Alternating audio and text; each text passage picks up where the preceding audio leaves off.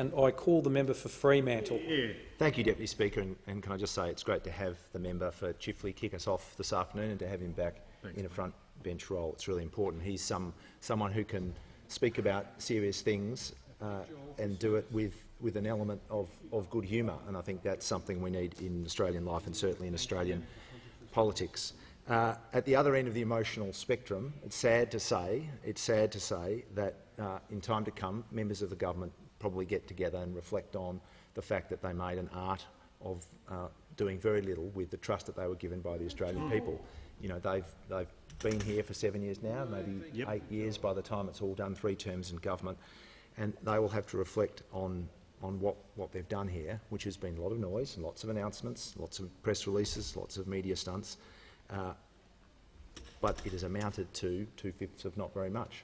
And some might say, well, there's a kind of an evil genius in that.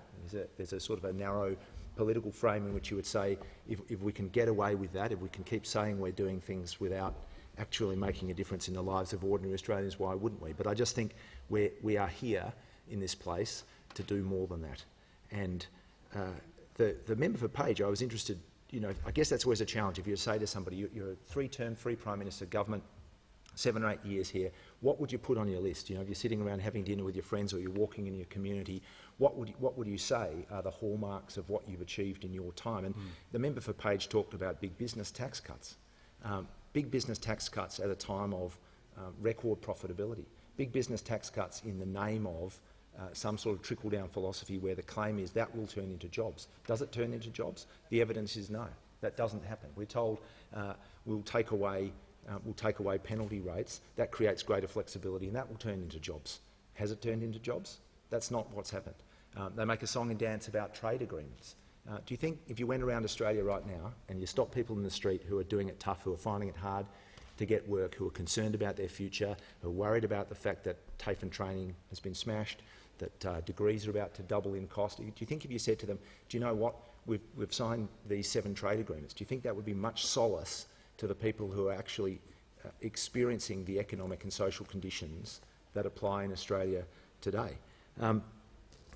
The sort of the slogans and the press releases and the announcements don't cover for a lack of delivery, and you really have to ask, what is the point of spruiking a $2 billion bushfire recovery fund if you haven't advanced any money out of that for people who have lost their homes and lost their livelihoods? What's the point of having a $4 billion emergency response fund if you don't actually advance any money to support people who have been smashed by Australia's first national-scale climate change emergency in the bushfire that we saw last year that burned through 12 million hectares and killed more than 1 billion Australian animals?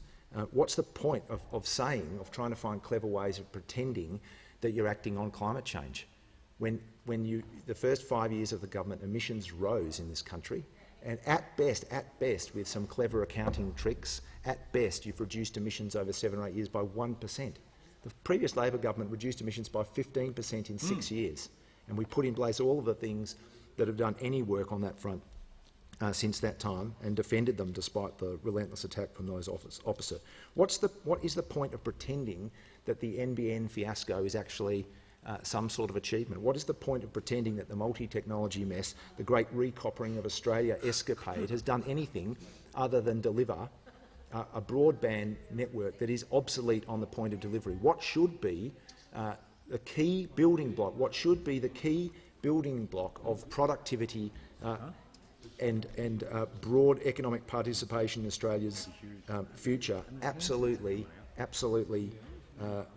wrecked by this government. Deputy Speaker,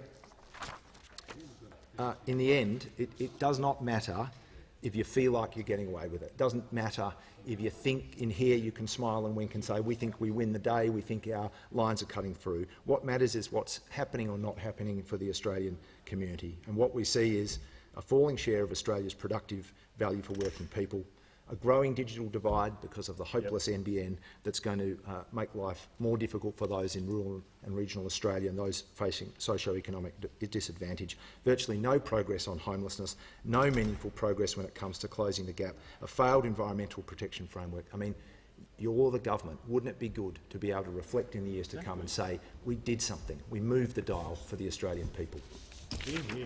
And I